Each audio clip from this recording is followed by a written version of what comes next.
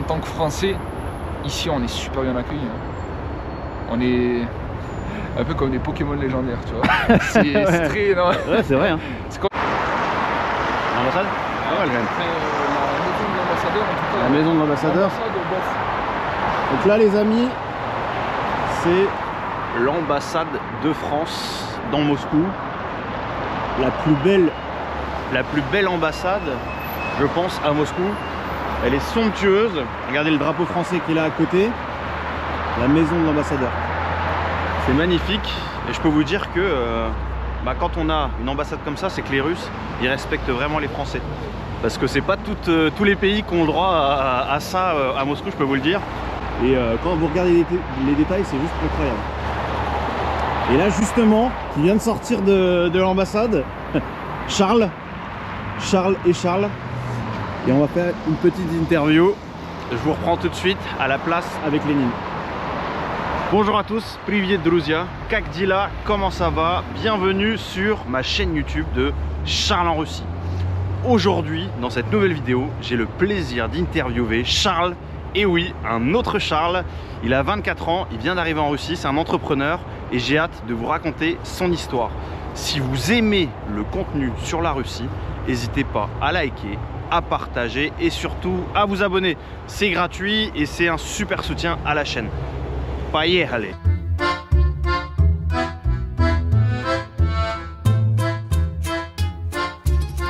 Vous rêvez d'une aventure unique au cœur de l'hiver russe? En février, je vous emmène vivre une expérience extraordinaire. Imaginez 5 jours à Moscou, plongé dans l'ambiance féerique de l'hiver, entouré de lumières scintillantes, marchés de Noël et monuments iconiques comme la Place Rouge et le Kremlin. Et ce n'est que le début. Ensuite, direction le nord, pour 6 jours en motoneige, à travers des paysages spectaculaires, lacs gelés, forêts enneigées et villages en bois oubliés du temps. Nous rejoindrons ensemble la mer Blanche, avec des arrêts pour des baignades russes et des moments inoubliables. Je participe entièrement à ce voyage avec vous. Et nous sommes déjà 10 inscrits francophones. Mais il reste encore 2 places pour rejoindre l'aventure. Je mets en description un lien Calendly. Vous pouvez cliquer dessus et réserver un appel avec moi et je vous explique tout et je vous envoie le programme.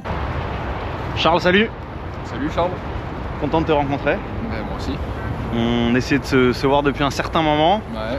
Donc Charles, on s'est écrit il y a quelques temps. Il est arrivé il n'y a pas longtemps sur Moscou. T'es arrivé il y a combien de temps là? Un mois maintenant. Un mois que t'es arrivé? Le 8. Le 8. Ouais, je suis arrivé le 8. Donc là, vous avez vu, il a sa tenue d'hiver. Il est très bien. Belle petite tenue d'hiver. Il est tout beau, il est tout beau. Donc là, je suis très content d'interviewer Charles parce que Charles est plutôt jeune. Il a 24 ans. Je viens de les faire. Il vient d'avoir 24 ans. Et c'est assez rare dans ce que moi j'ai connu de voir des jeunes qui débarquent aussitôt en Russie et en plus t'as pas d'épouse russe toi. Non, rien du tout. J'ai pas d'enfant, pas d'épouse, rien du tout. Je suis venu comme ça. Je voulais venir en Russie, ça faisait déjà un petit moment que je regardais, quelques années. Hein. Et puis bon après je suis tombé sur tes vidéos, tout ça, ça a matché et j'ai décidé de te contacter. Et puis voilà, ça allait très très vite. Trop cool. Très vite. On va reprendre un peu dans ton histoire. Enfin, tu viens de où en France toi? Moi je suis né à Toulouse. Toulousain encore? Il y a une belle équipe de Toulouse déjà là. Je suis né à Toulouse. J'ai vécu quelques temps là-bas. Après on est allé du côté de l'Espagne. Voilà, on a fait quelques temps là-bas avec ma famille. Puis ensuite on est descendu dans le sud de la France en découvrant la Russie, tout ça. Bien avant, je suis orthodoxe. Voilà, donc vous avez vu, on zoome un peu. Ici je ferai mon baptême. Et incroyable. Voilà, incroyable. Mariage ici orthodoxe, je ferai tout. Voilà. Toi tu veux te convertir à l'orthodoxie. Ouais. Et pourquoi l'orthodoxie? Pourquoi l'orthodoxie? Parce que c'est inchangé. Les textes, c'est les premiers textes, les textes saints n'ont jamais été changés. Le catholicisme, ça me plaisait pas trop dans le sens où les rois ont beaucoup œuvré à modifier les textes, tu vois. Je me sens plus en accord avec l'orthodoxie, surtout ici, c'est quelque chose. Puis le respect, tout ça, c'est quelque chose que j'apprécie. Pareil au niveau des valeurs traditionnelles, les coutumes. Ça fait partie, cette partie du pays, quoi. Donc je peux pas être catholique, je peux pas, c'était pas possible. Même si on reste c'est la même famille de religion. On reste, oui, bien sûr, il n'y a pas de souci là-dessus. Mais moi, ce qui me convient, voilà, j'ai trouvé ce qui me convenait. Donc tu viens de Toulouse, tu as grandi quand même une partie de ta vie à Toulouse, après en Espagne. Alors on n'a pas vécu à Toulouse, c'était une petite bourgade, Saint-Gaudin. Ok. Je sais pas si tu connais. Ça me dit quelque chose. Petite bourgade, peut-être tu me faire taper sur les doigts, mais Ok. c'est un peu connu quand même, mais voilà, Saint-Gaudin pendant quelques temps, jusqu'à mes 8-9 ans. Et après on est parti dans le sud-est, côté Marseille, Avignon, tout ça, et Ok. à côté d'Avignon. À côté d'Avignon. Après 10-15 minutes d'Avignon. Voilà. Et t'es resté jusqu'à quel âge là-bas? Là-bas, j'y suis resté jusqu'à 15 ans, jusqu'à mes 15 ans. Et après, je suis parti ailleurs. Je suis parti en Espagne, je suis redescendu en Espagne. J'ai fait un petit peu Gibraltar, Dubaï, un coup à Londres. Mais t'as passé le bac? Non, du tout. Ah ouais, ok. Parce que t'es jeune avec pas mal d'expérience. Pas de diplôme. Voilà, j'ai été en mentorat. J'ai fait mes études de finance. J'ai pas été dans le cursus officiel entre guillemets. Et voilà, ça s'est passé, ça s'est fait. J'ai eu quand même pas mal de chance. Je suis tombé sur les bonnes personnes au bon moment, comme on dit. Et voilà, j'ai été trader junior. Et ça, c'était où les personnes que tu as rencontrées qui t'ont justement aidé à te propulser Sur Internet. Ah, sur Internet. Sur Internet, c'est parti de rien du tout. J'avais fait un bon petit trade, on va dire. Je l'avais publié à l'époque. Et sur une plateforme, je sais pas si certainement les gens connaissent, eToro. Ah oui, donc c'était au tout début, même si bon, c'est un market maker, c'est pas très. Ça a permis d'eux. Et j'ai fait en sorte, voilà, on a fait en sorte de pouvoir se rencontrer avec cette personne, la personne qui m'a découvert entre guillemets. Et voilà, de fil en aiguille, il m'a intégré à son groupe. Il formait des jeunes, il voulait former des jeunes, il voulait une petite équipe qui puisse apprendre et faire ce qu'il faut. Et de fil en aiguille, on a pu descendre en Espagne. On a commencé à gérer 2-3 petits fonds, etc. Et pourquoi l'Espagne? Au tout début, on est parti en Espagne, c'était pour un contrat. C'était à Gibraltar, donc c'était à côté, Marbella. D'accord. Et après Marbella, on a eu un autre contrat qui s'est libéré à Dubaï. Mais là, il me fallait plus de certification parce que j'avais rien du tout. Donc du coup, j'ai bûché, j'ai passé mes équivalences. Je suis parti à Londres, j'ai fait mes séries, mon MBA. Donc là, ça a été très rapide. T'avais quel âge là? Ça a été intensif. Là, j'avais période Espagne, j'avais 16-17 ans. 16, 17, 18. Et t'étais déjà allé à Dubaï aussi? Ouais, Dubaï ça a été très rapide. Dubaï, je l'ai fait quelques mois après Marbella. Ok. Et ensuite on est allé à Londres, j'ai passé mes certifications là-bas. Ok. Et puis je suis parti aux États-Unis par la suite parce que là-bas on avait un contrat, j'avais un contrat, une place par rapport à un contrat qui se libérait. Et j'ai hérité entre guillemets du contrat et je suis parti du côté Californie. Donc je suis parti à LA, Los Angeles. Et ensuite un peu plus tard, au fur et à mesure, j'ai eu d'autres opportunités. Attends, on revient sur Los Angeles. Ouais. T'es resté combien de temps là-bas? Los Angeles, j'y suis resté 2 ans à peu près. Ouais, quand même. Donc t'as quand même appris de la culture des US. Ouais. Ça t'a plu? Au tout début, oui. LA. Parce que c'était sous Trump. Et bon. Très bien. Je sais que bon, mais oui, sous Trump, le pays était bien géré. Beaucoup d'opportunités et c'était très propre. Voilà, il y avait déjà des choses qui tournaient bien, on va dire. Et puis moi, je suis parti quand il y a eu Biden. J'ai eu un litige avec mon employeur, mais je suis resté 2 ans à peu près à LA. Et après, je suis redescendu en Floride, à Boca Raton. C'est à côté de Miami. Et j'ai pas continué la gestion de fonds, tout ça, j'ai pas continué, ça m'a un peu lassé.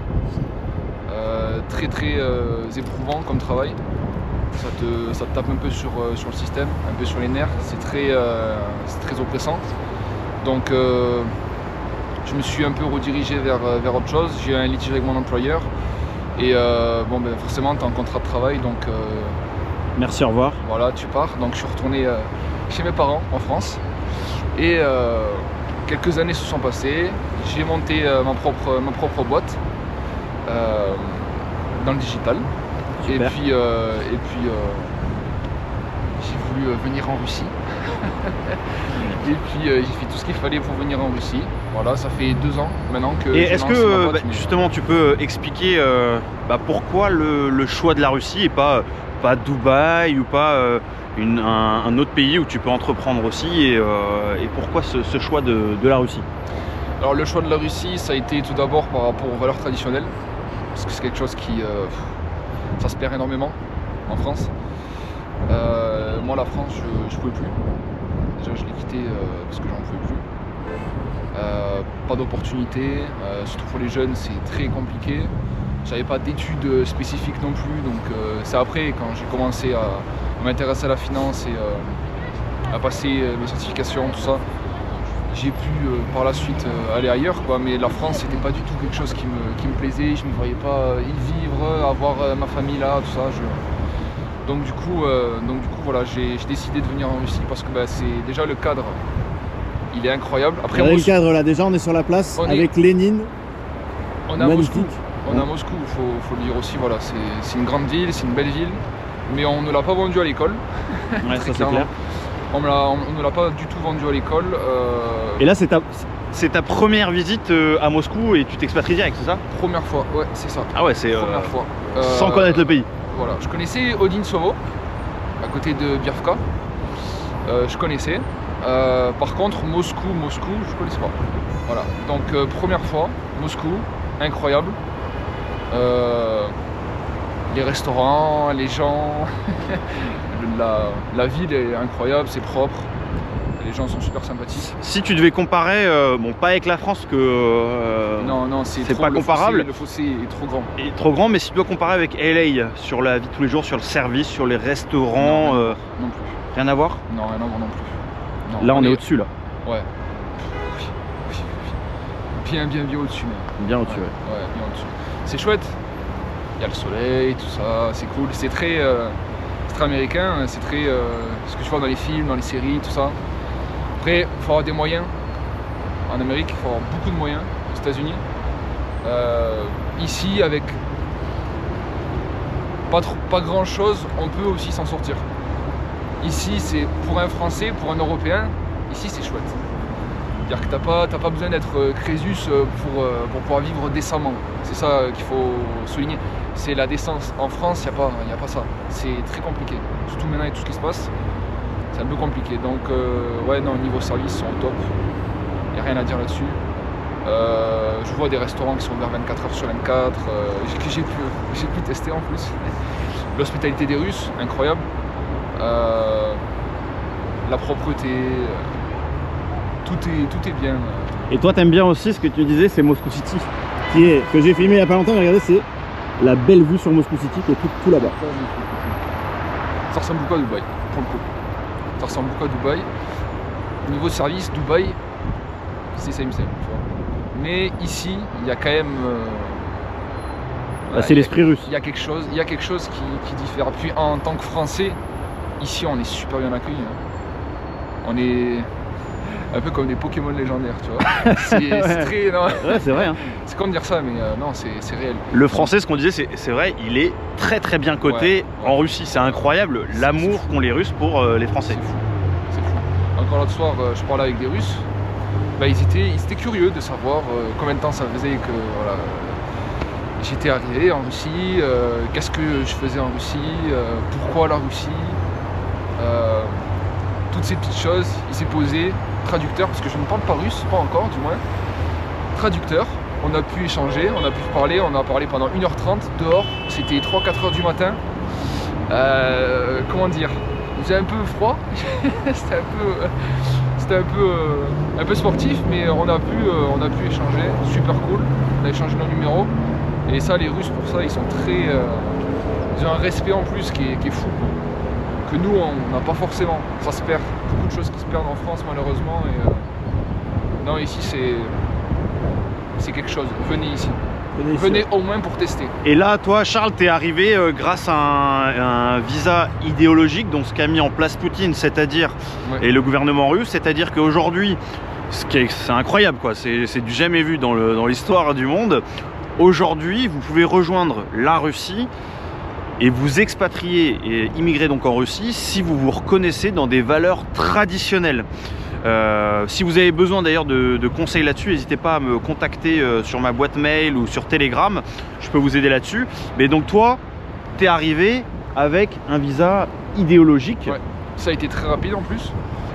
Moi je suis arrivé, je t'en ai parlé, je suis arrivé 1 mois après, j'étais là. C'est ça. Et t'es pas arrivé tout seul? Non, je suis arrivé avec mon associé, parce qu'on gère la boîte à 2. Et donc du coup voilà, on est arrivé à 2. Il a quel âge ton associé? Lui il est encore plus jeune, 21 ans. Waouh, les gars, mais putain c'est... Première fois en Russie aussi, voilà. Et ce qui est bien, c'est qu'on habite juste en face de Moscou City. Plus tard, j'habiterai à Moscou City. Je vais y habiter dans une tour. Quel étage? Je sais pas. Assez haut, assez haut, le assez plus haut. le plus haut. Mais c'est bien pour tout ce qui est rendez-vous, tout ça. C'est un peu un centre d'affaires, quoi. Donc il y a tout. Et là, tu vas connaître ton premier hiver russe. Ouais, alors bon, là, je suis pas... Là, c'est compliqué. Là, hein. C'est habillé, c'est LA, là. Là, c'est très compliqué. Là, c'est très français. À chaque fois, c'est très classe, mais il va falloir au moins mettre un bonnet. Ouais, c'est ça. C'est très compliqué, là. Il fait un peu froid, là.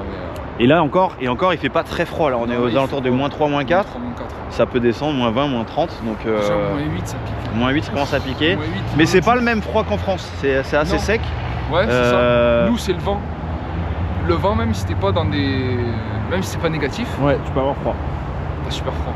Tu peux avoir froid. Bah, nous, je sais, dans la région, dans le sud-est, à côté d'Avignon, tu prends du vent, c'est que t'en peux plus. Ah oui, c'est Ça en peut plus du tout. c'est ça. Tu rentres à la maison. Ah oui, vraiment, c'est pas possible. Tu ne peux pas. Et donc là, Donc, ça fait 1 mois de Russie. Est-ce que, tu vois, t'es arrivé avec des appréhensions, certains clichés, etc. Est-ce que Alors, t'as des points importants à donner sur ce que t'as vu là? les clichés. Même toi, t'en as parlé dans tes vidéos. Les clichés. Le fait que les Russes soient froids, je ne l'ai pas vu. Personnellement, je ne l'ai pas vu. Moi, je sais pas plus. Alors, je sais pas si si j'ai une tête de clown, si je fais rire les gens, je sais pas du tout. Mais en tout cas, je ne l'ai pas vu. Les Russes sont, en plus, ils viennent vers nous. En tant que Français, c'est... Puis même au magasin, c'est bête, tu vois. On va au magasin, on a un magasin qui est juste à côté de chez nous, un market. On y va, on prend, on arrive à la caisse, on parle approximatif, c'est russe, Zdravstvuyte, ça s'arrête là, quoi. Da, on n'arrive même pas à le dire da, elle nous dit oui, parce qu'elle sait qu'on est français, elle nous dit oui. Elle est super gentille. Et puis voilà, les gens sont sont très très gentils, sont très respectueux, vraiment. Et là, t'es confiant là, sur l'avenir de ton choix. Ouais. Non. T'es rassuré dans ta décision. De toute façon, je l'avais dit, je l'ai dit à mes parents, je l'ai dit à tout le monde, si je pars en Russie, je reviens pas en fait. Je reviens pas. Pour les vacances. Et encore. Ma famille va venir en Russie, mais pour y habiter. Ah, pour y habiter? Ouais, mon grand frère va venir aussi pour y habiter. C'est pour ça que je suis le premier à venir, comme ça au moins je fais tout. Je fais tout en amont et puis après ils pourront. Tu vois, même par rapport à ce que j'ai eu là, le problème avec le nom, au moins ça il l'aura pas. Il y aura pas. Mon frère l'aura pas. On ira de suite à l'ambassade, on fera l'attestation. Ouais, parce que Charles est en plein dans la période de documents. RVP, demain je fais le dépôt du RVP. Dépôt du RVP, donc c'est. Base, mais c'est pas facile, hein, c'est une vraie procédure qui est assez lourde. Ouais, la Russie, mais c'est propre, c'est organisé, mais c'est lourd et il faut se faire accompagner parce que c'est. Ah ouais, par contre, ouais. C'est trop dur. C'est là où Yuri et Ovik font les choses. Voilà, carrément. Traducteur, tout ça. Carrément. Super. Est-ce que tu as peut-être des points négatifs, des choses que tu as repérées qui, pas forcément négatifs, mais qui sont plus difficiles par rapport à un Français ou ça non. Je cherche. Attends, laisse-moi chercher. Je cherche. En vrai, si, quand t'es arrivé, c'était un peu.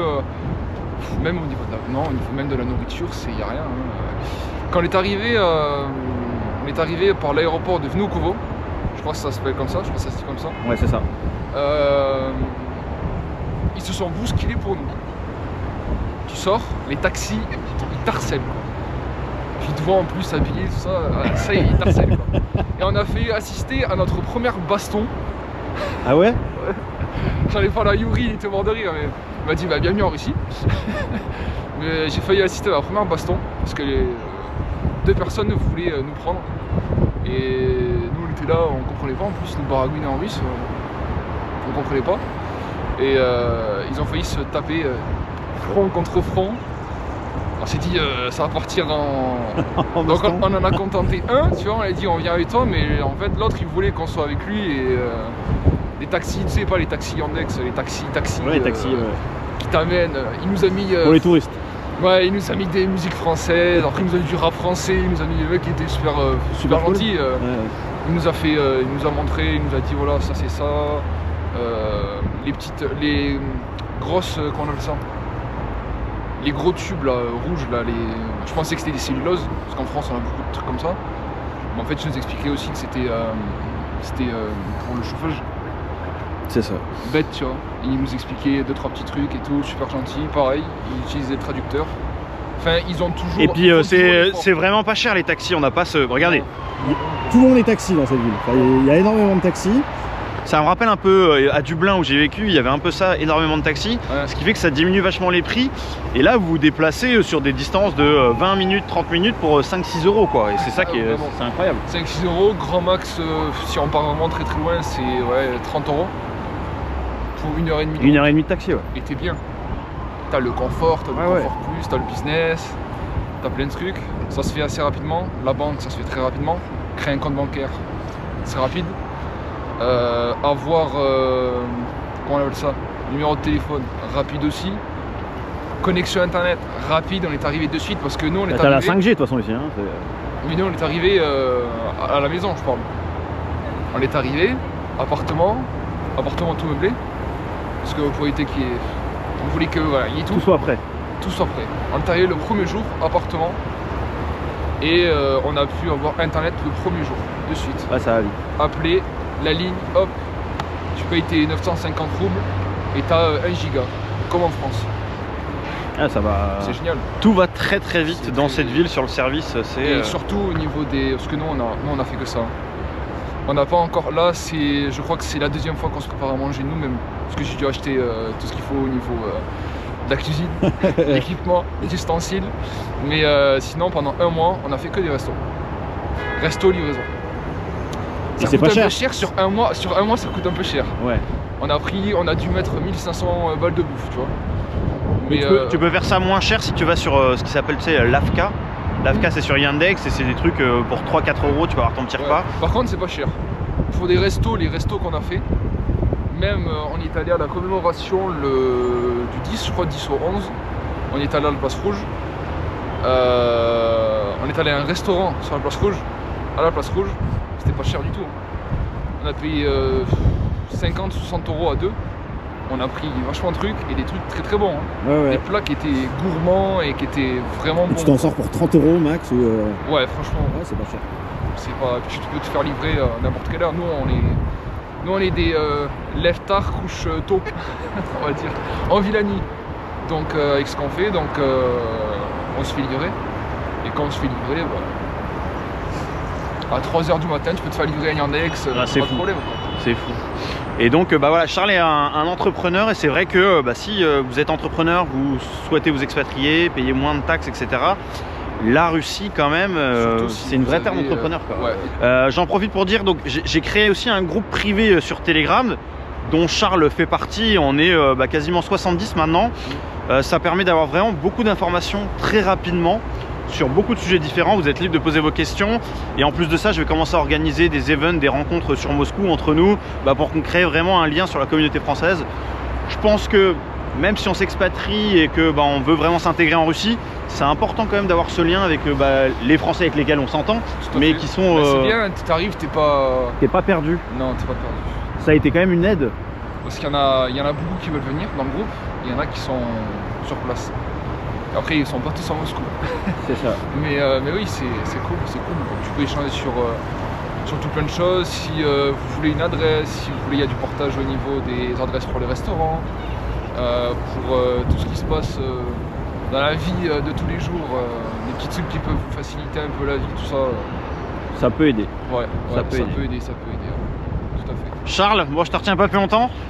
T'es quand même pas très bien habillé, je trouve. Il fait un peu froid. T'es pas très bien habillé pour l'occasion là.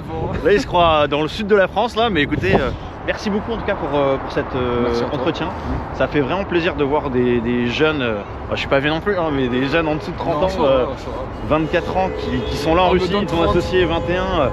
Mais je trouve que c'est incroyable, c'est une bonne dynamique. De toute façon, on reste bien sûr en contact et je te souhaite beaucoup de succès, une belle intégration à Moscou. Merci beaucoup. Et à très bientôt. Un grand merci les amis. Ciao. Ciao les gars.